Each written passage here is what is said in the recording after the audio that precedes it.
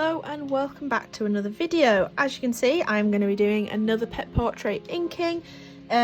This is going to be a little bit different because it's not just one subject.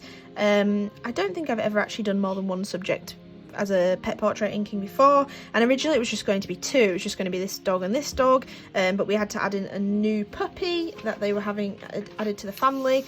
So reference photos are this one here, and then I had a picture of that puppy to add in, so I needed to kind of move this up here and add in a dog down here. So I did a mock-up on my iPad and this is what I came up with. We're going to just go with the heads because I couldn't really, because of the pose of these dogs in these photographs and the perspective, because the puppy is very much smaller, I decided to just do heads, and I checked that with the person who's buying this off me and commissioning me to do it, and this is kind of the solution that we came up with, and the only solution I could see viable with the reference photos we had, etc.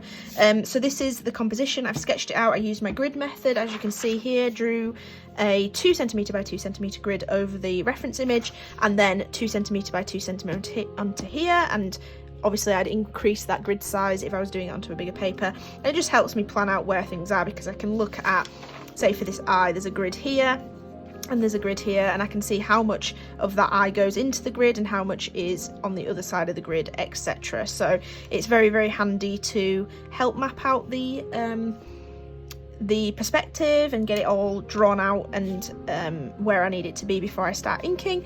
And as always, I will be using my Yetee glass dip pen, which is just one of my go-tos. It's very nice. It probably needs a clean out. And the Yetee ink, which I've actually found is the best ink to use with this Yetee dip pen. I've tried all sorts of inks. I've tried normal drawing ink like India ink.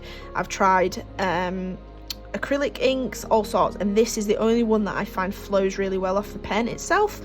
So yes, that's what I will be using, and this is handmade paper by Cardi. You can usually find it in Paper Chase, and Cassart sell it as well, and it's just very handy to have, and I buy it in A3 sheets and then cut it down depending on the size of portrait, because it rips really nicely and gives you this really soft edge.